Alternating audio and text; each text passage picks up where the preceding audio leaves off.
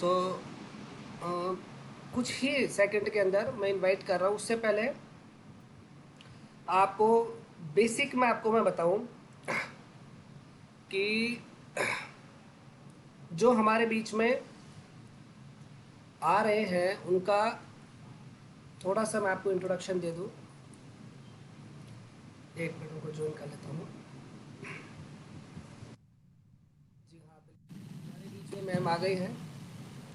हमारे बैच में रूपल मैम आ गई है। तो मैम आपका बहुत बहुत स्वागत है और बहुत बहुत अभिनंदन है हमारे इन बच्चों के लिए आप समय थैंक यू। निकाले।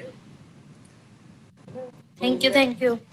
मैम का मैं थोड़ा सा इंट्रोडक्शन करूं कि मैम बड़े ही मतलब बोलते हैं ना, मतलब अपने काम को लेकर बहुत पैशनेट है ना, अपने पढ़ाई को लेकर बहुत पैशनेट है ना, बहुत मेहनती है ना। हमारे यूजी के अंदर हमेशा फर्स्ट रैंक, फर्स्ट ईयर के फर्स्ट सेमेस्टर से फोर्थ ईयर के लास्ट सेमेस्टर तक।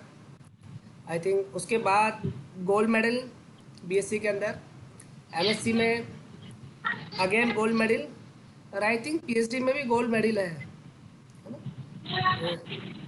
और उसके बाद आप असिस्टेंट प्रोफेसर जोधपुर यूनिवर्सिटीज़ के अंदर है।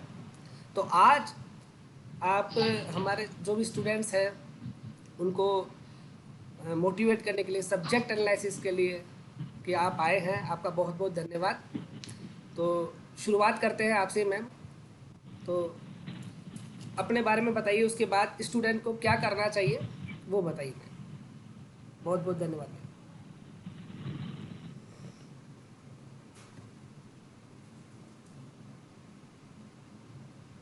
आवाज़ नहीं आ रही मैम आपकी। हाँ, आ रही आ रही।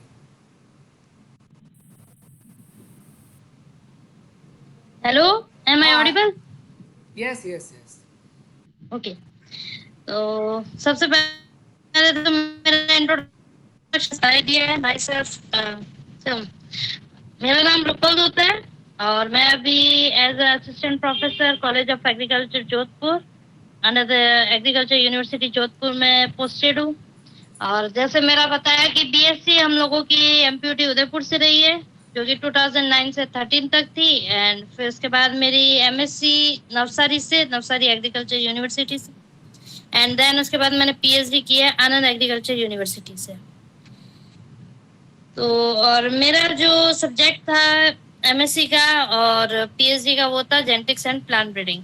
वैसे बहुत इंटरेस्टिंग सब्जेक्ट है। फील्ड मतलब इसमें ये है कि आप लोग फील्ड का है या जो भी आपको एक्सपीरियंस लेना है, खाली इसमें ये एक ऐसा सब्जेक्ट है जिसमें आप फील्ड का एक्सपीरियंस भी ले सकते हैं एज वेल एज लैब का एक्सपीरियंस भी ले सकते हैं। जैसे अगर आपका कोई टॉपिक है, सपोज वो फील्ड ओरिएंटेशन मतलब फील्ड रिलेटेड भी है और देन उसमें मॉलिक्यूलर एस्पेक्ट है या कुछ लैब वर्क है, तो इससे क्या होगा कि आपका जो स्किल्स है वो दोनों एरिया में डेवलप होती है। जिससे क्या होगा कि इन फ्यूचर अगर आप किसी प्राइवेट कंपनी में भी जाना चाहें तो आप एज एक नॉर्मल बच्चे के कंपेयर में आपको प्रेफरेंस मिलेगी। क्यों मिलेगी? क्योंकि आपके पास बहुत एक्सपीरियंस है, आपका फील्ड का एक्सपीरियंस है और लैब का एक्सपीरियंस है। खैर, अब बात करें कि बीएससी और बीएससी के बाद एमएससी क्यों करें, तो ये एक भी क्वेश्चन है कि अगर आपको एमएससी करनी है तो एमएससी करने से आपको क्या एडवांटेज होंगे जो कि बीएससी करने से नहीं होंगे। जैसे फॉर एग्जांपल बीएससी करने के बाद आप डबल एओ के लिए एलिजिबल होता है, जो कि है आरपीएससी से अपने एक जो निकलती है वैकेंसी जो होती है असिस्टेंट एग्रीकल्चर ऑफिसर की। जबकि आप एमएससी करोगे तो आप डबल एओ मतलब कि एओ के लिए एलिजिबल होता है, एग्रीकल्चर ऑफिसर्स के लिए। दोनों की पेमेंट में बहुत डिफरेंस होता है। अगर आप नॉर्मल वे से जाएंगे तो आपको डबल एओ से एओ बनने के लिए प्रमोशन में ऑलमोस्ट 5 से 10 साल भी लग सकते हैं। वही अगर आप यस। एमएससी करते हैं तो आपको एमएससी में कितने साल लगेंगे? सिर्फ 2 साल लगेंगे और 2 साल के बाद आप डबल एओ के लिए एलिजिबल हो जाओगे। तो एक तो ये हो गया। उसके बाद अपनी नेक्स्ट वैकेंसी आती है डबल, जैसे सब्जेक्ट वाइज बात की जाए तो जैसे बॉटनी है या एग्रीकल्चर बॉटनी, एग्रीकल्चर जैसे जेनेटिक्स एंड प्लांट ब्रीडिंग, ये तीनों में से एक ही सब्जेक्ट है। तो इसमें फिर सब्जेक्ट आती है, पोस्ट आती है डबल एआरओ की। डबल एआरओ यानी कि असिस्टेंट एग्रीकल्चर रिसर्च ऑफिसर्स की। और इसके बाद एक पोस्ट होती है आपकी एओ की हो गई। एओ की इक्विवेलेंट पोस्ट होती है एक एआरओ की। ARO means agriculture research officer. ये भी अच्छी पोस्ट है।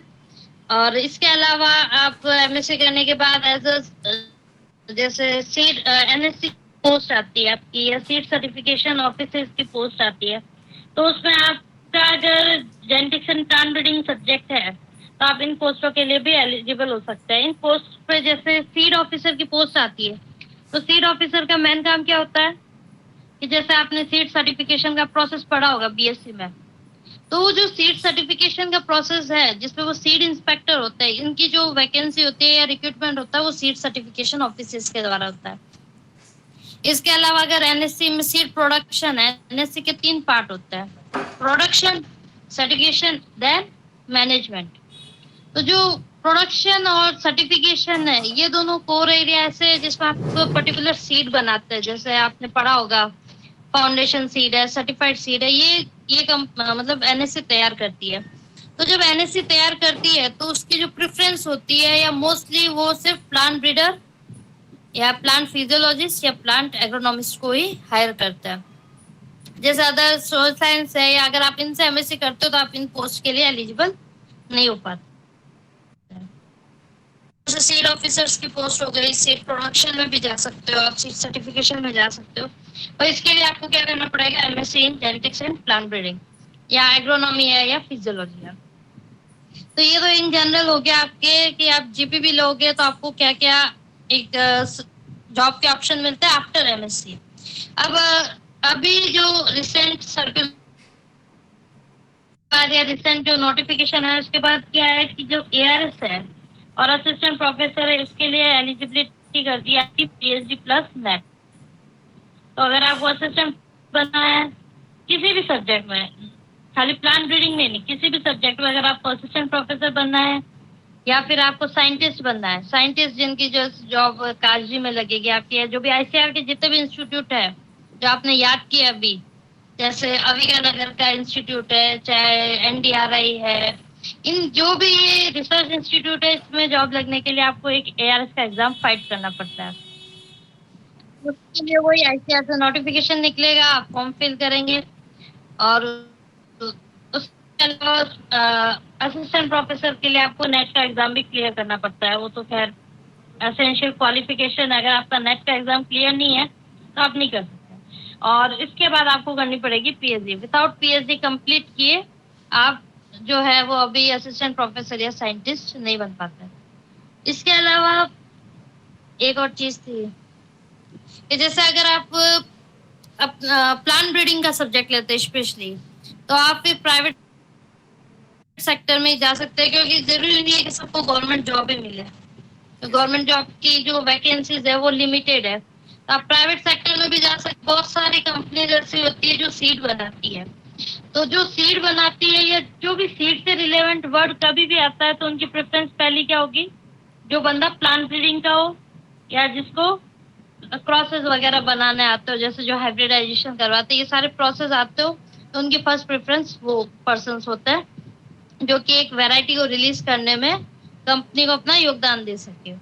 इसके अलावा आप चाहो तो खुद अपने जो फार्म है, अगर आप एमएससी करते हो तो आपको एमएससी करने के बाद ये आइडिया मिलता है कि आप खुद कैसे अपना सीड बना सकते हो। तो हो सकता है कि इन फ्यूचर आप अपनी खुद का ही एक सेटअप लगा दे, खुद की कंपनी स्टार्ट कर दे फॉर सीड प्रोडक्शन। तो क्योंकि जनरली अगर एक अच्छी क्वालिटी का सीड है तो वो उसकी रेट भी अच्छी होती है, और अगर वो अच्छा परफॉर्म कर रहा है तो उसका प्राइस भी आपको बहुत अच्छा मिल सकता है। तो एक ही ऑप्शन होता है कि आप खुद की सीड कंपनी भी खोल सकते हैं। इसके अलावा आप जैसे मान लो अगर सीड कंपनी भी नहीं खोलनी है, कुछ प्राइवेट ज्वाइन भी नहीं करना है, तो आप एज अ फार्मर भी जो इम्प्रूव टेक्निक से यूज करके आप अपना खुद का सीड बना सकते हो, और एज अ मतलब क्या बोल सकते हैं, प्रोग्रेसिव फार्मर भी आप रिकॉग्नाइज हो सकते हो। तो ये एडेड एडवांटेज होते हैं दूसरी साइंस के कंपेयर में प्लांट साइंस में। Yes. General about plant science. Yes. फिर नेक्स्ट डिसिप्लिन की बात की जी सर। नहीं कंटिन्यू। फिर अगर अपन नेक्स्ट डिसिप्लिन की बात करें तो जो नेक्स्ट डिसिप्लिन है वो है अपन प्लांट प्रोटेक्शन पे चलते हैं। जैसे प्लांट प्रोटेक्शन पे चलते हैं, तो प्लांट प्रोटेक्शन में अपने जनरली दो ब्रांचेस इंक्लूड है, एक एंटोमोलॉजी एंड एक पैथोलॉजी। एंटोमोलॉजी में जनरली हम इंसेक्ट है, इंसेक्टिसाइड्स है, इनकी स्टडी करते हैं। और पैथोलॉजी में जैसे फंजीसाइड्स है, बैक्टीरिया साइड्स है, जो भी डिजीज होती है प्लांट्स में, उनकी स्टडी करते हैं। तो फिर जो कंपनीज होती है इन फ्यूचर, वो फील्ड का रोल तो होता है कि बना दिया, मैम तो वो चेक करेगा। थोड़ा सा इंटरप्ट करूं, सॉरी। आवाज कट हो रहा है। पीछे से अगर आप हो जाए तो फेस आपका क्लियर दिख जाएगा, क्योंकि हाँ, यस यस यस, ठीक है। तो नेक्स्ट अपना जो है सब्जेक्ट वो है प्लांट पैथोलॉजी। तो प्लांट पैथोलॉजी में बात की जाए तो एक तो वैसे सेम एआरओ की पोस्ट आती है, डबल एआरओ की आती है, ये तो सारा सेम ही। इसके अलावा एडेड उसमें क्या हो सकता है कि आप लोग जैसे कोई कंपनी है वो फर्टिलाइजर की, एग्रोकेमिकल्स की कंपनी, एग्रोकेमिकल्स में कि जैसे जो फंजीसाइड्स बनाए, इंसेक्टिसाइड्स बनाए, तो उसमें वो जो इसमें एक आपको क्या मिल सकता है कि एडेड एडवांटेज मिल सकता है, बीइंग अ प्लांट पैथोलॉजिस्ट आप उनको बेटर सजेशन दे सकते हैं, उनके फील्ड ट्रायल्स अच्छे से चेक कर सकते हैं, उनको जो डिजीज वगैरह है उनके बारे में अच्छा बता सकते हैं। क्योंकि प्लांट पैथोलॉजी में आप और इसके बाद सेम वे निमेटोड्स है या निमेटोलॉजी पढ़ता है, तो निमेटोलॉजी में भी यही है मेन कि जो बाकी का स्कोप है, इसके अलावा आप जो भी है कंपनी है उसको हेल्प कर सकते हैं। बट कंपनी कंपैरेटिवली निमेटोलॉजी के प्लांट पैथोलॉजिस्ट को ज्यादा हायर करती है। तो प्लांट पैथोलॉजिस्ट क्या होता है कि माइनर में निमेटोलॉजिस्ट पढ़ते ही है एडेड में, तो उससे क्या होगा, कंपनी को फायदा होगा। क्योंकि देखो एक है कि कोई भी कंपनी है वो क्या चाहती है, प्राइवेट कंपनी के जो भी उनका एम्प्लॉय है उसका वो ज्यादा से ज्यादा इनपुट ले, ताकि उसका जो इनकम है, टर्नओवर है, वो बढ़े। तो जनरली उनका जो कोई भी स्टूडेंट है उसको हायर करने का मोटिव क्या होता है, वो आपको ज्यादा से ज्यादा बेनिफिट दे। तो सपोज मान लो आपको निमेटोलॉजी और पैथोलॉजी दोनों का अच्छा नॉलेज है, तो आप उनके लिए ज्यादा बेनिफिशियल साबित होंगे as compare to normal student के। फिर नेक्स्ट अपने ब्रांच की बात की जाए एंटोमोलॉजी का, तो यही है। एग्रोनॉमी की बात की जाए तो एग्रोनॉमी में क्या एडेड एडवांटेज है कि एग्रोनॉमी में भी जैसे जो सीड ऑफिसर की वैकेंसीज निकलती है उसमें वो लोग प्लांट ब्रीडर और उसके साथ एग्रोनॉमिस्ट को भी हायर करते हैं। फिर नेक्स्ट अपना ब्रांच है हॉर्टिकल्चर। तो हॉर्टिकल्चर में हम लोग क्या पढ़ते हैं, एक तो फ्लावर्स वगैरह के बारे में पढ़ते हैं, फ्रूट्स के बारे में पढ़ते हैं, इनकी जो पोस्ट हार्वेस्ट मैनेजमेंट प्रैक्टिसेस है इनके बारे में पढ़ते हैं। तो ये जो एओ डबल एओ, ये जो एआरओ डबल एआरओ, इनकी भी वैकेंसीज आती है इसमें। देन इसके अलावा जैसे एआरएस की वैकेंसीज आती है, असिस्टेंट प्रोफेसर की आती है। इसके अलावा जो होता है कि जैसे नेशनल हाईवेज बनते हैं या जैसे अपने ब्यूटिफिकेशन का काम है, जैसे लैंडस्केपिंग है, आप देखोगे जैसे किसी ने अगर उदयपुर सिटी विजिट की है तो देखना उसका जो लैंडस्केप है वो इतना अच्छे से बन रखा है, काफी जगह बहुत अच्छे से पेड़ वगैरह लगा रखे हैं। तो ये जो डिसीजन लेता है नगर निगम वगैरह में, ये कौन लेता है, जो अच्छा एक हॉर्टिकल्चरिस्ट होता है। तो हॉर्टिकल्चरिस्ट की एडेड वैकेंसी वहां निकलती है, और कभी ये कॉन्ट्रैक्ट बेसिस पे भी निकलती है, कभी ये परमानेंट बेसिस पे भी निकलती है। तो स्टूडेंट वहां पे भी अप्लाई कर सकते हैं। इसके बाद अपने बाकी के सब्जेक्ट्स है, जैसे फिजियोलॉजी है, तो फिजियोलॉजी में as a seed officer apply कर सकते हैं। उसके बाद नेक्स्ट सब्जेक्ट कौन सा रह गया, माइक्रोबायोलॉजी की बात की जाए तो माइक्रोबायोलॉजी में जनरली आप क्या पढ़ते हैं, फर्टिलाइजर्स, माइक्रोब्स के बारे में। तो कुछ माइक्रोब्स होते हैं वो बेनिफिशियल्स होते हैं, तो उनको आप लोग क्या एज अ बायो फर्टिलाइजर भी डेवलप कर सकते हैं। इवन एक मेरी बैचमेट का एक बैचमेट है, उसने मतलब अपना बीएससी करने के बाद बायो फर्टिलाइजर्स पे अपना पूरा एक अच्छा सा यूनिट तैयार किया और वो बायो फर्टिलाइजर्स की सप्लाई करता है। तो आप खुद एक अच्छा इंटरप्रेन्योर बन सकते हैं, जैसे टाइकोडर्मा है, टाइकोग्राम है, इनका भी आप डेवलप करके इनको भी एज अ मार्केट में सेल कर सकते हैं। तो ये भी एक क्या होता है कि अगर आपका माइक्रोबायोलॉजी स्ट्रांग है तो आप ये एक्सपेरिमेंट भी कर सकते हैं। जैसे कुछ भी जैसे कंपोस्ट का तैयार करना है, कंपोस्टिंग करनी है, किसी फार्मर को सजेशंस देने हैं, तो ये भी एक एडेड एडवांटेज हो जाता है जब आपको माइक्रोबायोलॉजी का अच्छा नॉलेज हो। उसके बाद बात की जाए मेट्रोलॉजी की, तो जैसे एग्रोमेट्रोलॉजी में ये है कि आप अगर इसमें अच्छे से आप पढ़ते हैं तो इन फ्यूचर आप जैसे रिसर्च का है या स्पेस से रिलेटेड कोई सेंटर्स है, वहाँ पे वैकेंसी निकलती है, वहाँ पे भी अप्लाई कर सकते हैं।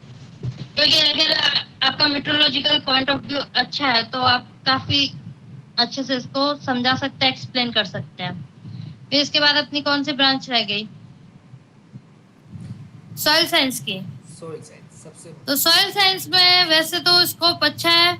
इसके अलावा जैसे कोई केमिकल से रिलेटेड होता है तो उस फैक्ट्रीज में आपको सॉइल साइंस एक एडेड हेल्प करती है। और स्टेटिस्टिक्स, हाँ स्टेटिस्टिक्स की बात की जाए तो उसमें एक तो अपना है ही है कि जो भी आपका डेटा आता है, जैसे आप कोई भी एक्सपेरिमेंट करते हैं चाहे किसी भी ब्रांच का हो, चाहे आप एज अ पैथोलॉजिस्ट आपने एक्सपेरिमेंट किया है, चाहे as a plant breeder experiment किया है, तो उस एक्सपेरिमेंट से जो डेटा आते हैं उनको हम क्या करते हैं, स्टेटिस्टिक्स की हेल्प से सॉल्व करते हैं। तो काफी सारा मतलब कि ये अच्छा है, एक ऑप्शन है। इसके अलावा जैसे स्टेटिस्टिक्स वालों की नॉर्मल वैकेंसीज भी निकलती है, उसमें भी वो लोग अप्लाई कर सकते हैं।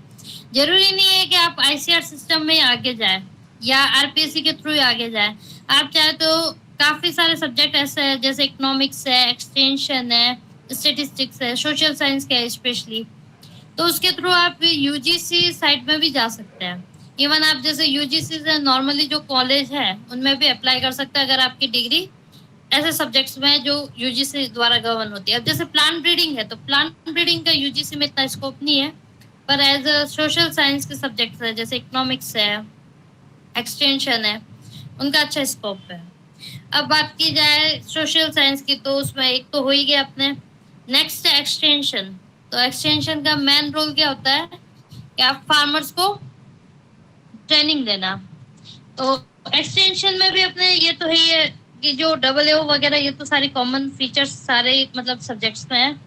इसके अलावा एक्सटेंशन में अगर आप अच्छा सा मतलब प्लांट क्लिनिक तो नहीं, मतलब अच्छा सा एक क्लिनिक खोल दे जिसमें आप लोग जो फार्मर्स है उनको जो भी नई टेक्नोलॉजी आई है, नई कोई उनको सब्सिडी मिल रही है, जैसे मान लो कि कोई जैसे काफी जो एनजीओ वगैरह हैं वो क्या करते हैं कुआं वगैरह खुदवाने के लिए या जैसे सोलर पंप के लिए है, सोलर सिस्टम के लिए है, तो उनके लिए काफी सारी सब्सिडीज देते हैं, तो उनको जो अपन फार्मर तक भी पहुंचाने का काम कर सकते हैं एक्सटेंशन में। और बाकी जैसे एक और पोस्ट निकलती है, सॉरी मैं एक पोस्ट का भूल गई, एक पोस्ट होती है एसएमएस की, सब्जेक्ट मैटर स्पेशलिस्ट। तो हाँ, तो उसके लिए भी मिनिमम एलिजिबिलिटी आपकी एमएससी है, और सब्जेक्ट मैटर स्पेशलिस्ट की पोस्ट होती है केवीकेज में, और उनका मेन रोल होता है कि जो फार्मर्स है उनको बताना, एक्सटेंशन का काम करना। फिर आता है इकोनॉमिक्स, और इकोनॉमिक्स में तो इकोनॉमिक्स में मेनली आपकी कोई भी टेक्नोलॉजी जब तक वायबल नहीं होती है, जब तक कि उसमें अपना इकोनॉमिक्स इम्प्रूव नहीं होता है। जैसे मान लो अगर आपने हाइब्रिड सीड लगाया और हाइब्रिड सीड लगाने की कॉस्टिंग ही इतनी ज्यादा हो गई कि अपने को प्रोडक्ट का जो इतना प्रोडक्शन हुआ उससे ज्यादा तो अपनी कॉस्टिंग हो गई। तो ये जो एनालिसिस होता है ये सारा होता है इकोनॉमिक्स में। और इकोनॉमिक्स वाला बंदा है वो जैसे काफी सारे बैंक्स वगैरह है उस पर भी अप्लाई कर सकता है। तो ये तो एक जनरल हो गया आपका इकोनॉमिक्स का। इसके अलावा आई थिंक मेजर मेजर सारे सब्जेक्ट कवर हो गए। और कोई सब्जेक्ट जिसमें आपको लगे कि हाँ इसका स्कोप आपको आइडिया होना चाहिए तो एक बार बता दे। नहीं नहीं बिल्कुल बिल्कुल। मैम एंटम एंटोमोलॉजी के बारे में, हम्म, एंटोमोलॉजी के बारे में एंटेमोलॉजी, एंटेमोलॉजी देखो एंटेमोलॉजी में मेन तो यही है कि जो अपने नॉर्मल जो कंडीशंस है जैसे एआरएस है, एओ है, डबल एओ है, एआरओ है, ये सारी तो ही है। इसके अलावा आप लोग जैसे कंपनी ज्वाइन कर सकते हैं। अब जो प्लांट प्रोटेक्शन से रिलेटेड केमिकल्स बनाते हैं उसमें आप लोग ज्वाइन कर सकते हैं। बाकी सीड प्रोडक्शन का फिर उसमें नहीं होगा। वो डिपेंड करता है कि आपका जो टारगेट है वो प्रोडक्शन से रिलेवेंट है या प्रोटेक्शन से रिलेवेंट है। अगर प्रोटेक्शन से रिलेवेंट है तो आपका ज्यादातर सुटेड कंपनीज होगी वो जो कि केमिकल्स वगैरह बनाती है, इनके मार्केटिंग का काम करती है वो सारे। और अगर प्रोडक्शन से रिलेटेड है तो अपना मैन जैसे एग्रोनॉमिस्ट है, प्लांट ब्रीडर है, समटाइम्स फिजियोलॉजिस्ट को भी वो लोग रिक्रूट करते हैं। अब जैसे एक चीज रह गई जो स्टार्ट करनी थी मुझे, कि अपने जो यूनिवर्सिटी है, जनरली यूनिवर्सिटी में 3 काम होता है, एक टीचिंग का, एक रिसर्च का, एक एक्सटेंशन का। तो उसके हिसाब से जैसे जनरली टीचिंग और रिसर्च के लिए तो ऑलमोस्ट सारे सब्जेक्ट्स में वैकेंसी निकलती है। एक्सटेंशन में बात की जाए तो एक्सटेंशन में कुछ सेलेक्टेड सब्जेक्ट होते हैं, जैसे प्लांट प्रोटेक्शन की निकलती है, सेम वे एग्रोनॉमिस्ट की निकल जाती है, एक एक्सटेंशन एजुकेशन वालों की निकलती है, एक हॉर्टिकल्चर इसकी मेनली एसएमएस की पोस्ट निकलती है। इसके अलावा अब बात की जाए प्राइवेट सेक्टर में भी अगर आपको जाना है तो प्राइवेट सेक्टर में भी काफी सारे जो कंपनीज है वो हायर करती है according to their need. Suppose मान लो उनको प्रोटेक्शन वाले की जरूरत है तो प्रोटेक्शन वालों को हायर करती है। ये सारी तो ऐसी होगी जॉब्स जो आपको परमानेंट इन नेचर है। अब कुछ जैसे टेम्पररी बेसिस पे या कॉन्ट्रेक्चुअल बेसिस पे भी जॉब्स निकलती है, जैसे एसआरएफ की है, जेआरएफ की है। जेआरएफ की पोस्ट की जो एलिजिबिलिटी होती है मिनिमम वो होती है आपकी क्या बोलते हैं बीएससी। और उसके अलावा उसमें क्या होता है कि अभी उसी की इक्विवेलेंट पोस्ट आईसीआर और निकालता है, वो निकालता है यंग प्रोफेशनल 2, यानी YP2 बोलते हैं उसको इन शॉर्ट। उसमें आपको जैसे अभी जो उनका फिक्स चल रहा है 15,000 पर मंथ का चल रहा है। फिर एक निकलती है एसआरएफ की पोस्ट। एसआरएफ की पोस्ट निकलती है आपकी आफ्टर एमएससी। जैसे मान लो कि अगर किसी प्रोजेक्ट में एमएससी इन प्लांट ब्रीडिंग की रिक्वायरमेंट है तो वो एमएससी एजी प्लांट ब्रीडिंग से जो कर रखा है उसको वो हायर करते हैं। अगर किसी में एक्सटेंशन एजुकेशन की रिक्वायरमेंट है, वो डिपेंड करता है कि प्रोजेक्ट कैसा है। तो अकॉर्डिंग टू प्रोजेक्ट वो लोग क्या करते हैं कि अपनी जो पोस्ट है वो निकालते हैं। और इसमें भी काफी अच्छा पेमेंट है। तो एग्री वाला बंदा ऐसा है कि एग्रीकल्चर में कोई भी बंदा बेरोजगार नहीं रह सकता है, उसमें बहुत सारा स्कोप है। इसके अलावा भी काफी जगह टीचिंग एसोसिएट्स की भी निकल रही है, जिनका मतलब परमानेंटली टीचिंग के लिए नहीं हो, बट उनकी जो क्वालिफिकेशंस है उसके अकॉर्डिंग जब तक परमानेंट उनकी फैकल्टी की व्यवस्था नहीं हो तब तक वो गेस्ट फैकल्टी के रूप में जो टीचर्स है वो रिक्रूट कर रही है। अभी शायद ऐसा ही एक जॉबनेर कॉलेज का निकला है। और इसके अलावा एक रिसर्च एसोसिएट की पोस्ट भी होती है। मतलब टीचिंग एसोसिएट और रिसर्च एसोसिएट की सैलरी ऑलमोस्ट आपकी 45,000 के आसपास होती है। तो ये भी बहुत अच्छा कॉन्ट्रेक्चुअल बेसिस पे, शायद किसी अदर देन एग्रीकल्चर शायद किसी भी ब्रांच में इतना स्कोप नहीं है। कि आप देखोगे ना डिफरेंट डिफरेंट ब्रांचेस, जैसे इंजीनियरिंग का देख लो या कॉमर्स में देख लो, कहीं पे भी इतना स्कोप नहीं है जितना कि अपना एग्रीकल्चर में है। इसके अलावा जैसे ये हाईवेज वाले प्रोजेक्ट हैं कहीं पे, जैसे ये अभी जैसे काफी जो हाईवे है वो कौन बना रहा है, प्राइवेट कंपनीज बना रही है, या प्राइवेट कंपनीज उनका मेंटेनेंस का सारा वो देखती है। तो उस प्राइवेट कंपनीज में भी अगर हॉर्टिकल्चरिस्ट वगैरह की पोस्ट है तो वो लोग उस हिसाब से जो है इंडिविजुअल रिक्रूट करते हैं। अब बात की जाए आरपीएससी में तो आप AA वगैरह बन सकते हैं।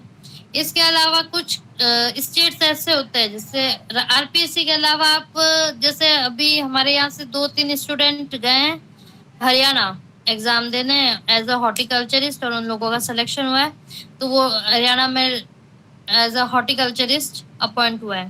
तो आप काफी अदर जगह भी जाके आप अपनी जो लक है वो ट्राई कर सकते हैं। ऐसा नहीं है कि भाई राजस्थान में ऑप्शन नहीं है तो आप बाहर नहीं जा सकते, आप बाहर भी जा सकते हो। काफी लोग अच्छे से वो अपने हॉर्टी मतलब कि एग्रीकल्चर को प्रेफरेंस देते हैं, बहुत सारे कैंपस भी है। और ये तो हो गया आपका जनरल जॉब पर्सपेक्टिव से। अब बात करें स्कॉलरशिप्स की, तो मोस्टली जैसे जो गर्ल्स स्टूडेंट है उनको तो अभी भी स्कॉलरशिप मिल रही होगी, जो भी राजस्थान गवर्नमेंट की है जो एग्रीकल्चर में प्रमोशन के लिए है। उसके बाद बात की जाए तो वो मतलब कि एमएससी और पीएचडी में भी राजस्थान गवर्नमेंट है वो गर्ल्स को वो देती है स्कॉलरशिप।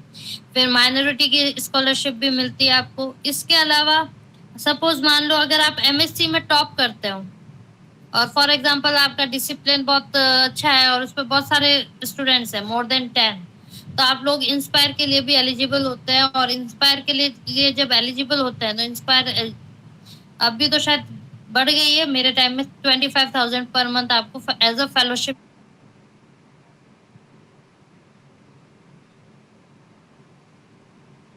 है, तो आपको 8,000 पर मंथ फेलोशिप मिलती है। और अगर आप नॉन जेआरएफ है तो भी नॉन जेआरएफ को भी अभी 3,000 पर मंथ की फेलोशिप ऑफर कर रहे हैं। तो ये भी एक ऑप्शन है कि जरूरी नहीं है कि आप जॉब ही लगे। अगर आपके पास सफिशिएंट टाइम है और आपको एमएससी करनी है तो आप अच्छी इंस्टीट्यूट से एमएससी कर सकते हैं और आपको फाइनेंशियली सपोर्ट भी मिल सकता है। इसके अलावा बहुत सारी स्कॉलरशिप्स और है जो अलग अलग ट्रस्ट चलाते हैं, तो आप उस पर भी अप्लाई कर सकते हैं। यस। और अगर कोई क्वेरी हो तो आप बोलिए। नहीं, थैंक यू सो मच। बहुत सारा एक्सप्लेनेशन अच्छा किया, बहुत ही सिंपल वे में। तो मैम ने बेसिक बताया कि क्या फील्ड के साथ साथ क्या क्या एक्सपीरियंसेस अपन लेके आरपीएससी हो गया, अपना यूनिवर्सिटी हो गया, और प्राइवेट कंपनीज हो गया, और अदर प्राइवेट कंपनीज यूजीसी में अपन जॉब ले सकते हैं। मेरी आवाज़ आ रही है? ले सकते हैं। तो मैम एक क्वेश्चन है, हमारे जो प्री पीजी के अंदर 7th रैंक आई है और कैटेगरी है उनका, कि प्री पीजी और सॉइल साइंस दोनों में से अगर करना हो तो कौन सा चूज करें और किस बेस पे करें? प्लांट ब्रीडिंग और सॉइल को, प्लांट ब्रीडिंग और सॉइल में से अगर एक चूज। सर आरपीएससी में कौन सा किया जाता है? पुखराज आप पूछिए। आरपीएससी में यस मैम। आरपीएससी में मुझे कुछ समझा नहीं उतना।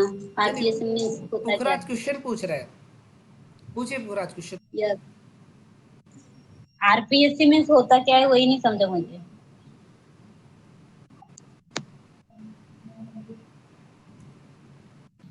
हेलो पुखराज क्वेश्चन पूछिए। आरपीएससी में मैम। हाँ पूछिए। Hello ma'am. आरपीएससी एक में सेकंड सर एक म्यूट कीजिए, कौन बोल रहा है सर बीच में? दुर्गा जी। यस कुमावत जी, एक सेकंड, जो भी है ये पीके कुमावत। हाँ, देखो मैन डिपेंड करता है कि आपके इंटरेस्ट किस में है। अगर सपोज मान लो आपने ऐसा सब्जेक्ट लिया जिसमें आपको बिल्कुल इंटरेस्ट नहीं है, कुछ भी समझ में नहीं आ रहा है, तो अल्टीमेटली आप कोई भी कंपटीशन एग्जाम दोगे, आपको सिर्फ क्या करना पड़ेगा, रटना पड़ेगा और देन आंसर देने पड़ेंगे। और अगर मान लो आपको सॉइल साइंस में इंटरेस्ट है तो आप सॉइल साइंस लीजिए।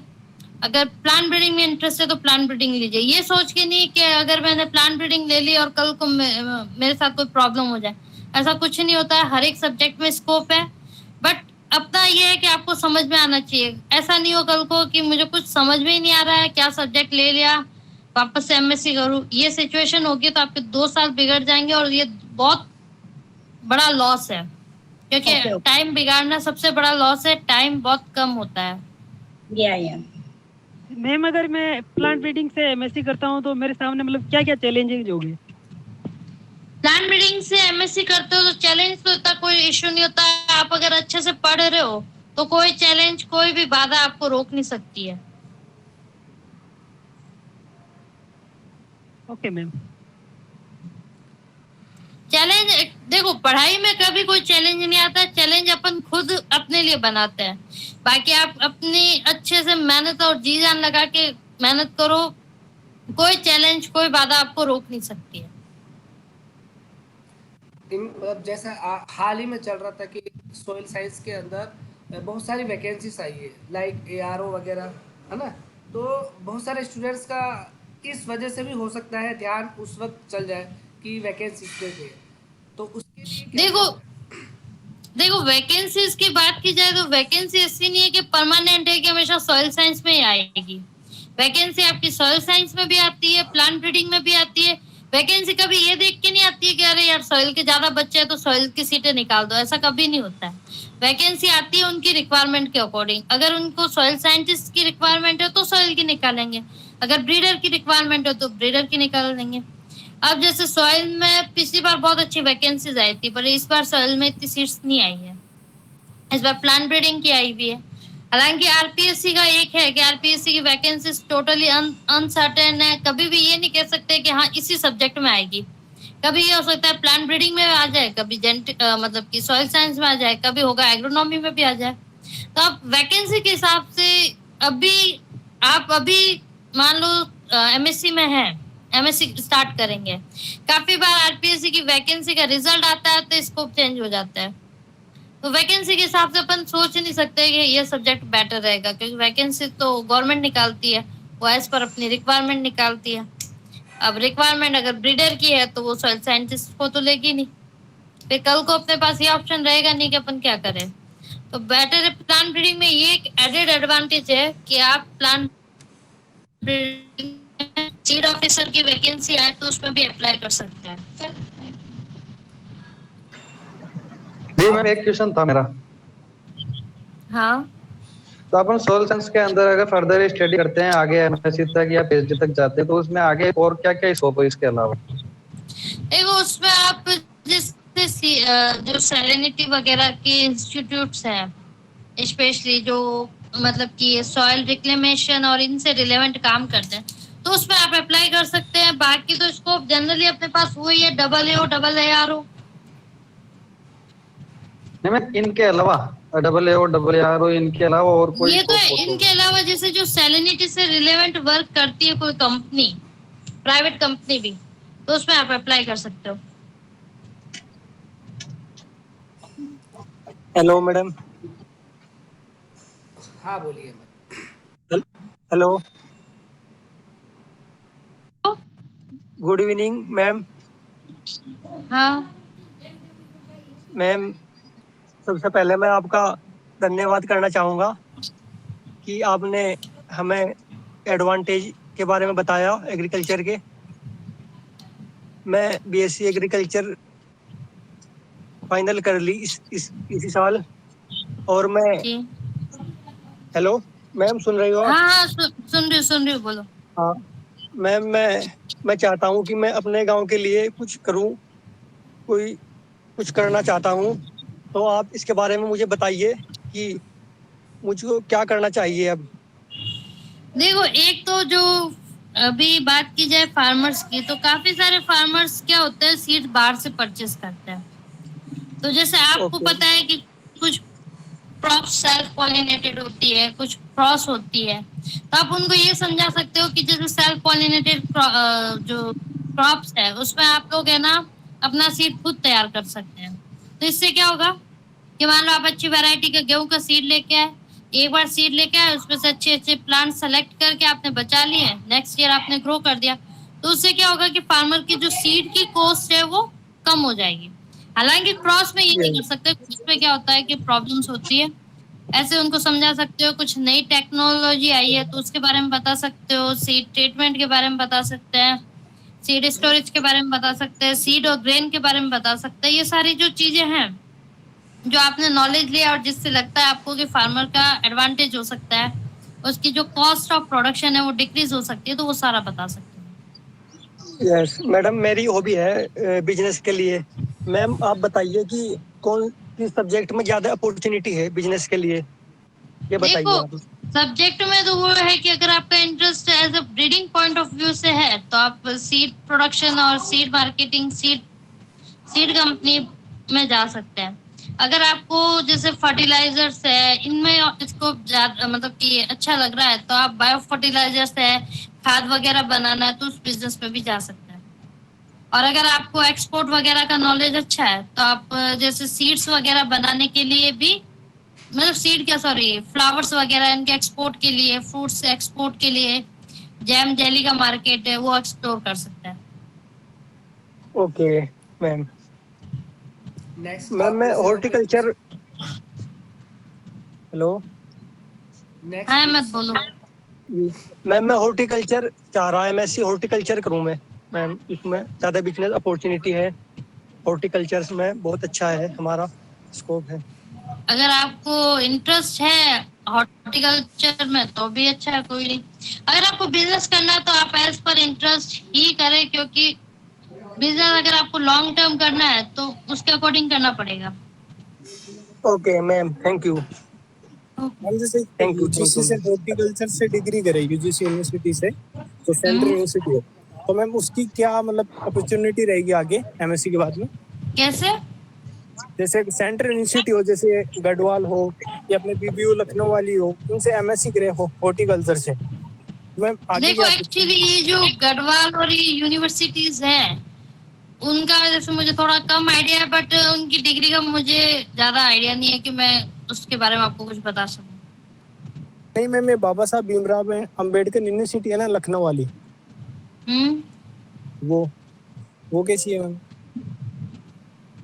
जैसे BBU इन यूनिवर्सिटीज के बारे में ज्यादा कुछ कह नहीं सकती Gajendra, out of Rajasthan universities के बारे में, क्योंकि ये जो यूनिवर्सिटीज हैं इनमें तो जनरली यही है कि शायद आपको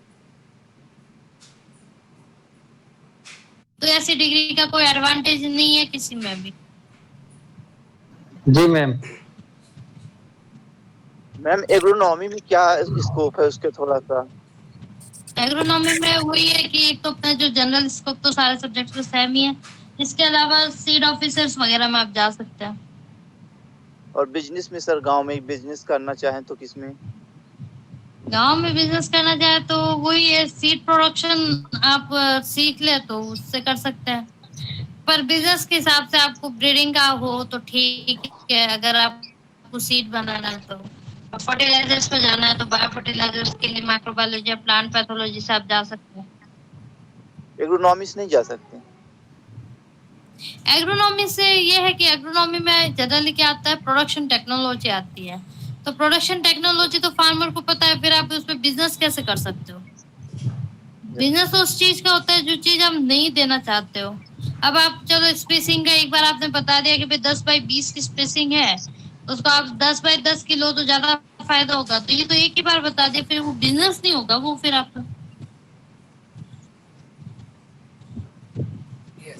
बिजनेस का मतलब है कि कुछ मैम इन एंटोमोलॉजी स्कोप, एंटोमोलॉजिस्ट में तो नॉर्मल स्कोप के अलावा जैसे प्राइवेट सीड कंपनीज में नहीं, सॉरी प्लांट प्रोटेक्शन वाली जो कंपनीज है उसमें होता है स्कोप। तो ma'am then in plant breeding and ento which best subject? Opportunities से बात की जाए तो प्लांट ब्रीडिंग में अपॉर्चुनिटी एंटोमोलॉजी के कंपेयर में ज्यादा है। या मैम अगर पैथोलॉजी हम के जो लिखा है, हाँ दिलीप बोलिए, दिलीप बोलिए। मैम अगर हमको जो पसंद है वो सब्जेक्ट नहीं आया है तो दूसरा सब्जेक्ट आया, वो ले सकते हैं क्या? नहीं तो और दोबारा ट्राई करूं? देखो इसमें तो ये है कि अगर आपको जो दूसरा सब्जेक्ट मिला है या सेकंड चॉइस भी मिली है तो सेकंड चॉइस भी तो आप ही ने भरी है। ऐसा जरूरी नहीं है, अगर आपको लगे कि हाँ आप इस सब्जेक्ट में भी कर सकते हो तो आप ट्राई कर दें। मैम एक्चुअली मेरे को जेनेटिक्स इंटरेस्ट है। अगर मेरे को सीड टेक्नोलॉजी आया, वो ले सकते हैं क्या? वो फर्दर जेनेटिक्स के ऊपर में कर सकते हैं क्या एमएससी के बाद? हाँ वैसे PhD कर जेनेटिक्स सकते के हैं, रिलेटेड काफी सारी जो होती है कॉलेज वो सीड टेक्नोलॉजी वालों को MSc in genetics and plant breeding में एडमिशन दे देती है। इसके अलावा जैसे अगर आपको सीड टेक्नोलॉजी मिले तो सीड टेक्नोलॉजी का भी सीड ऑफिसर्स वगैरह में अच्छा स्कोप है। Okay, thank you. जी मैम, अगर अपन पैथोलॉजी के अंदर फर्दर स्टडी करें एमएससी या पीएचडी पे, तो उसमें अगर इनके अलावा और क्या स्कोप है? इनके अलावा मीन्स वही है स्कोप है तो अपने पास वही है प्लांट प्रोटेक्शन। मतलब अपन को गवर्नमेंट स्कोप के अलावा गवर्नमेंट मतलब जो गवर्नमेंट स्कोप है वो तो ही, उनके अलावा अदर में तो यही है कि आप जो कंपनीज आती है जो बनाती है अपने पेस्टिसाइड्स वगैरह इसमें कर सकते हैं। मैम नेमेटोलॉजी में क्या स्कोप है अगर वो नेमेटो से एमएससी करे, पीएचडी करे? देखो निमेटोड ठीक सब्जेक्ट है, बट निमेटोड आजकल क्या होता है कि कंपनी को अगर एक बंदा हायर करना है तो वो बंदा ऐसा हायर करेगा जो प्लांट पैथोलॉजी और निमेटोलॉजी दोनों को जानता हो। ठीक है, अगर मान लो कि उसको प्लांट पैथोलॉजी वाला मिला ही नहीं है तो फिर वो जाएगा निमेटोलॉजी के पास, ये है। मैम एंटोमोलॉजी में गवर्नमेंट एमएससी के बाद गवर्नमेंट का सेक्टर स्कोप में क्या है? हमें इंडिया में किसी कंपनी में काम करना हो या फिर हम बाहर भी जा सकते हैं, तो किस तरह से पैकेज वगैरह कुछ कोई आइडिया? बाहर आप लोग अगर अपना अच्छे से जा सकते हैं, अच्छे से रिसर्च कर सकते हैं, तो आपको मतलब आप किसी भी सब्जेक्ट में अच्छे से मतलब कि रिसर्च वगैरह करने में इंटरेस्टेड है तो आप जा सकते हैं, कोई इशू नहीं है।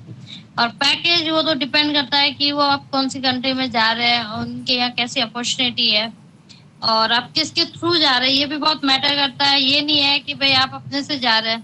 जनरली जो फॉरेन जाता है जनरली वो एक किसी के रिकमेंडेशन के थ्रू जाए या फिर ये है कि कोई अच्छी मतलब कि स्कॉलरशिप वगैरह लेके जाए तो उसकी वैल्यू ज्यादा होती है। तो ये सब और फिर प्रोसेस यूनिवर्सिटी के थ्रू हो जाता है मैम? वो कोई यूनिवर्सिटी जैसे एक्सचेंज में आपको डिग्री अवेलेबल करवाती है, उनका जैसे एमओयू होता है जी। पर ये अब हर किसी के बारे में कह नहीं सकते, अलग अलग यूनिवर्सिटीज के अलग अलग एमओयूज होते हैं तो उसके थ्रू वो फॉरेन में भी भेज सकते हैं। अलीगढ़ वाली मैम?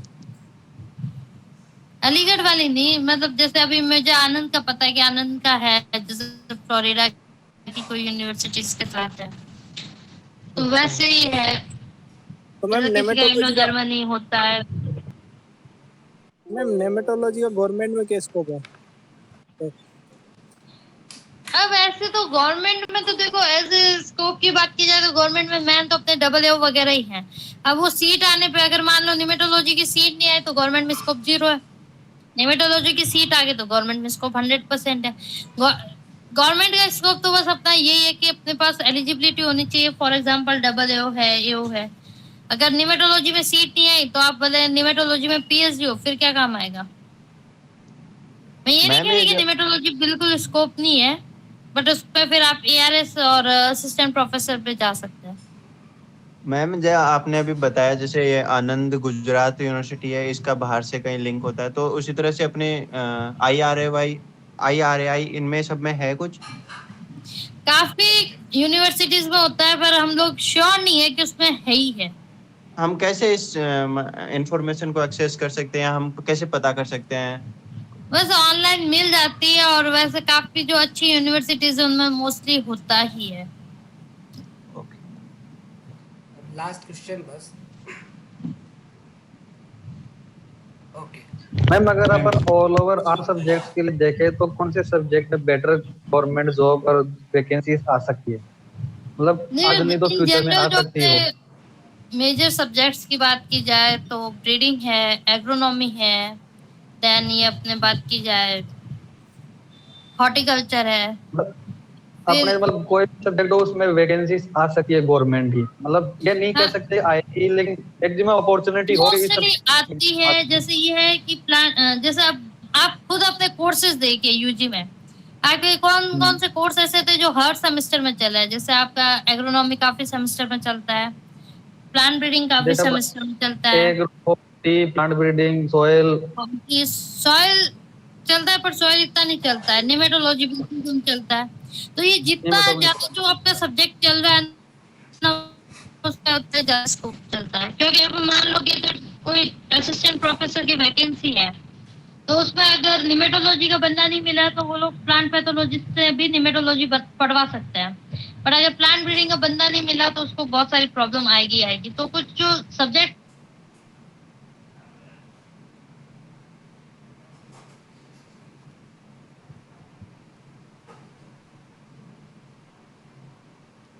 आपकी ज्यादा रिपीट्स भी ज्यादा ही आती है और ये मेन सब्जेक्ट्स में आई थिंक मुझे लगता है most of the queries solve हो गई होगी। Yes yes yes hello sir last question ma'am last question Jitendra बोलिए लास्ट क्वेश्चन। मैम सर मेरा फिजियोलॉजी का बता दीजिए कुछ। इन्फॉर्मेशन नहीं मिल पा रही, बहुत कम मिल रही है, बिल्कुल नहीं बिल्कुल कुछ भी समझ में नहीं आया। Jitendra repeat. Ma'am plant physiology का बता दीजिए कुछ फीचर। देखो प्लांट फिजियोलॉजी में अपने अपने जनरल स्कोप के अलावा जैसे ये है एक जो अपने एनएससी की निकलती है सीड ऑफिसर्स वगैरह की पोस्ट, उसमें निकलती है। जैसे जो ये सीड ऑफिसर है, सीड सर्टिफिकेशन ऑफिसर है, इनकी निकलती है।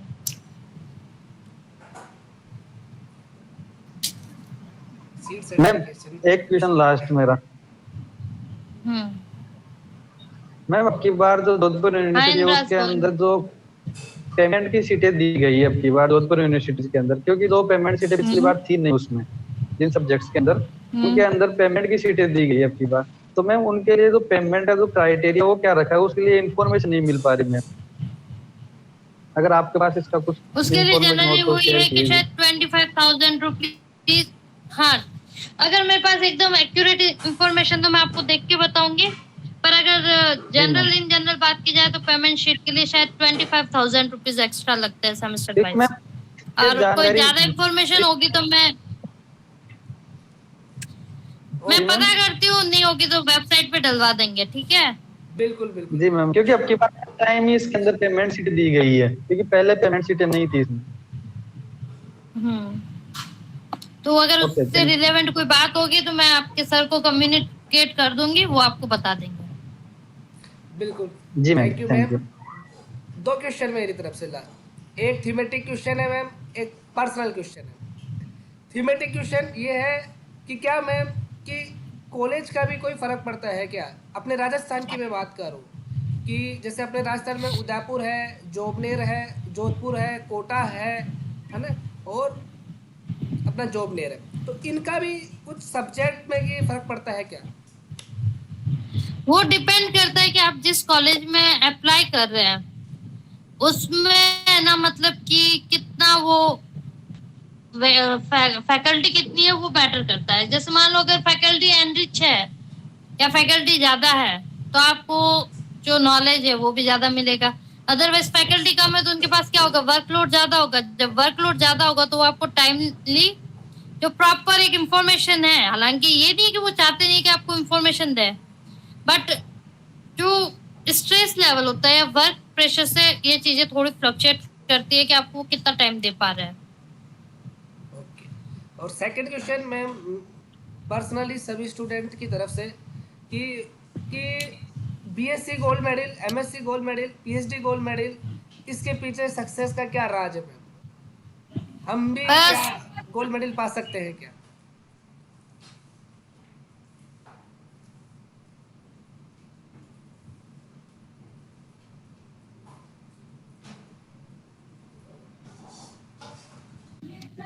हेलो, हाँ सॉरी वो कुछ प्रॉब्लम हो गई।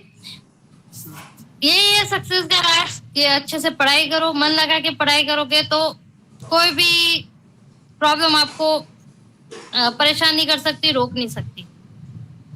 Yes, thank you so much ma'am सभी स्टूडेंट की तरफ से, और होप कि ये आपकी इंफॉर्मेशन बहुत स्टूडेंट्स तक पहुँचे, और कई स्टूडेंट्स हो सकता है आपके भी आवास है।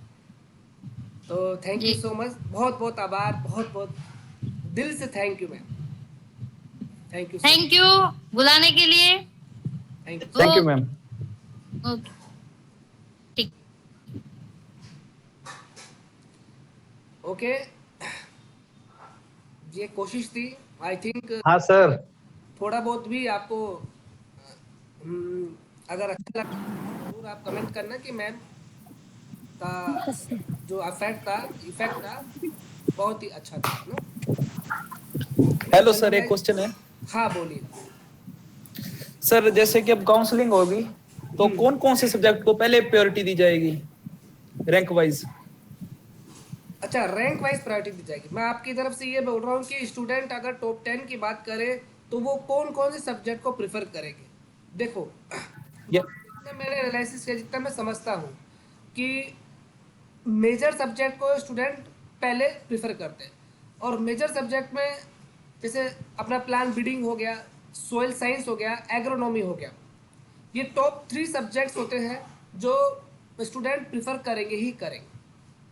इन 3 में से टॉप 10 वाले देख लेना, इन 3 को प्रेफर करते हैं। इसके पीछे रीजन ये होता है कि डाइवर्सिटी अपन इस केस में बोल सकते हैं कि प्लांट ब्रीडिंग एंड जेनेटिक्स करने के पीछे ये होता है कि इसमें दोनों ऑप्शंस रहते हैं अपने पास, कि गवर्नमेंट ऑप्शन भी पूरा का पूरा खुला हुआ है, प्राइवेटाइजेशन भी पूरा का पूरा खुला है, और अपना पर्सनली बिजनेस भी कर सकते हैं, है ना।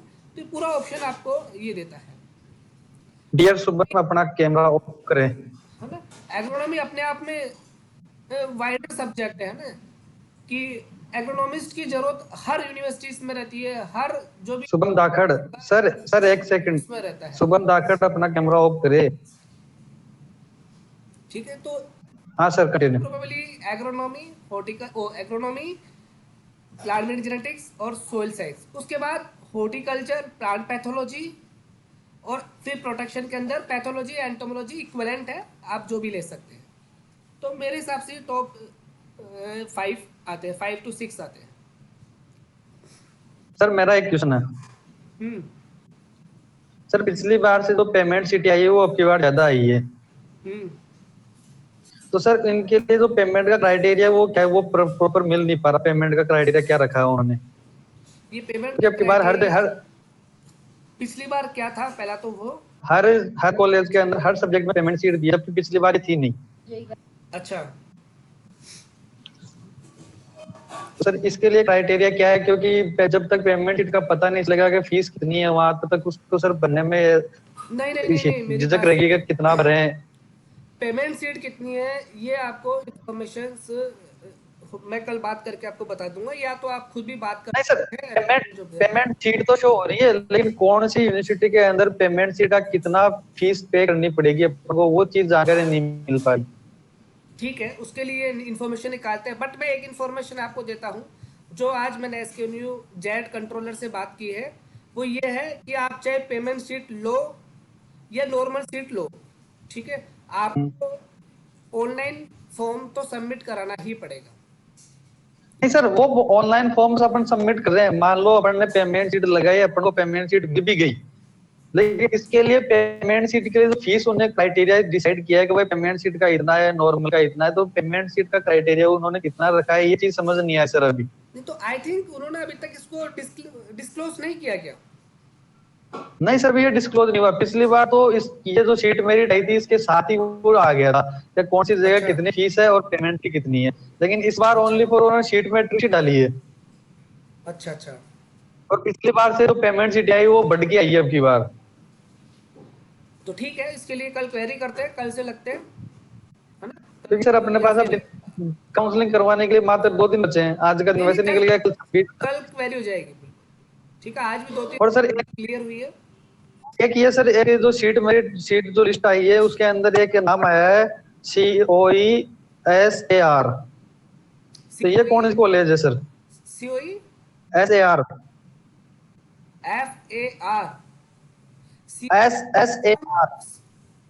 कॉलेज ऑफ एग्रीकल्चर, लेकिन वो आगे जो लिखा हुआ है ना SAR, वो कौन सी कॉलेज है सर? मुझे आप हेलो सर, ये श्री गंगानगर है, श्री गंगानगर है, ये बता रहे ना। पिछली साल कॉलेज ओपन हुई थी वहाँ पे, उसमें MSc की सीटें आई हैं सर। हाँ सर, क्योंकि उसमें भी सर जो सीटें दी गई है वो भी सारी पेमेंट की सीटें हैं, एक भी नॉर्मल सीट नहीं है, सारी पेमेंट की सीट दी है उसमें। स्टार्टिंग की है तो ऑब्वियसली बात है कि प्रीफर वहाँ पे नहीं करेंगे तो पेमेंट सीट रखी है।